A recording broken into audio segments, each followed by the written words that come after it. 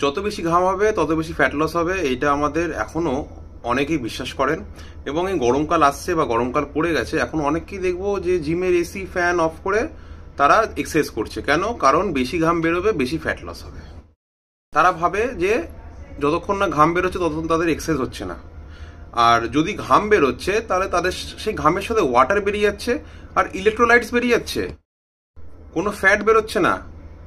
আর ঘাম হচ্ছে আমাদের একটা বডির, ওটা ঠান্ডা রাখার জন্য, আমাদের বডিকে ঠান্ডা রাখার জন্য ঘাম বেরোয়, ফ্যাট বেরোনোর জন্য নয়। আপনার শরীর থেকে যত বেশি ঘাম বেরোবে তত আপনার জল কমে যাবে শরীর থেকে। ওটা আপনার ফ্যাট কমছে না, ওটা আপনার জলটা কমছে।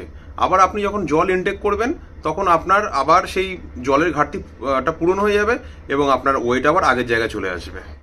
ফ্যাট লসের জন্য যেটা মেন দরকার সেটা হচ্ছে 4টে আমাদের কাজ করতে হবে। 1 নম্বর হচ্ছে কার্ডিও করতে হবে, 2 নম্বর হচ্ছে স্ট্রেংথ ট্রেনিং করতে হবে, 3 নম্বর হচ্ছে আমাদের প্রচুর পরিমাণে ভালো ভালো প্রোটিন খাবার খেতে হবে, আর 4 নম্বর হচ্ছে আমাদেরকে ক্যালোরি ডেফিসিয়েটে যেতে হবে, ডায়েট মেনটেন করতে হবে, না হলে হবে না। আপনি যদি এইগুলো মেনে চলেন তাহলেই আপনার ফ্যাট লস হবে, নাহলে কিন্তু আদারওয়াইজ আপনি যদি জ্যাকেট পরে এক্সারসাইজ করছেন বা এসি আর ফ্যান অফ করে আপনি ঘাম বের করছেন, আপনার কিন্তু কোনোদিনই ফ্যাট লস হবে না। আপনার ওটা ওয়াটার বেরোচ্ছে, যখনই আপনি আবার ওয়াটার খাবেন তখন আপনার আবার সেই ব্যালেন্স ওয়েট হয়ে যাবে।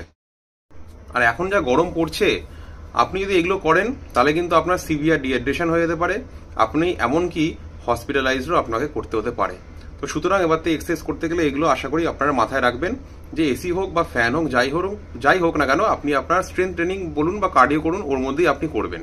Thank you.